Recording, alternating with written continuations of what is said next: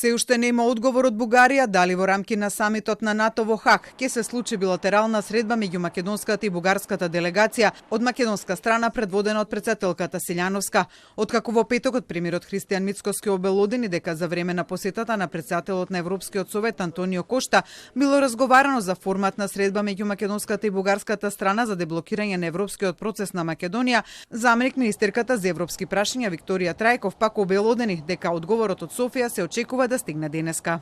Мислам дека во текот на денешниот ден ќе има, да.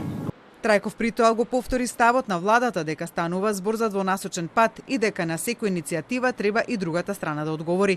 И во очекување на одговорот од Софија, Телма дознава дека нема рок до кога тој треба да биде испорачан и дека ќе дојде верифициран од Брисел со оглед на инволвираноста на европските представници во целиот процес, зашто македонската страна, како што дознава Телма, е во постојана комуникација со Брисел. Форматот на средбата кој се договара би бил билатерален, но според она што го најави премиерот Мицкоски би бил со многу сведоци. Тоа би била одлична можност да има билатерална средба, на која што средба би присуствувала и претседателката на Европската комисија,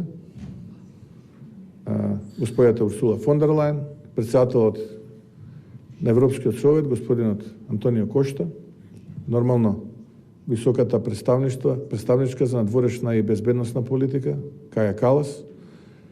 Го проширивме тој состав и со генералниот секретар на НАТО, дел од земјите членки во НАТО, меѓу нив најголемите, тоа се Соединетите Американски држави. Претседателката на државата Силјановска пак во интервју за Радио Слободна Европа откри дека македонската страна понудила неколку идеи за деблокирање на пристапниот процес, откако крајниот одговор од Брисел за уставните измени со одложено дејство е не. Една од идеите Европскиот парламент да донесе некаков акт за состојбите меѓу Македонија и Бугарија.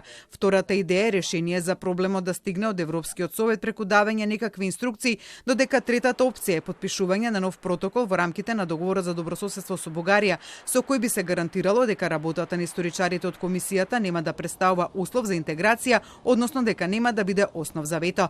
Инаку ставот на претседателката е дека постои подготвеност за разговор со Бугарија во секој време и на секое место со цел надминување на блокадата. Високата представничка за надворешна политика и безбедност на Европската унија Каја Калас пак за време на својата посета на Македонија минатата недела рече дека Европската унија нема да премине на план Б за Македонија додека целосно не го исцрпи планот А.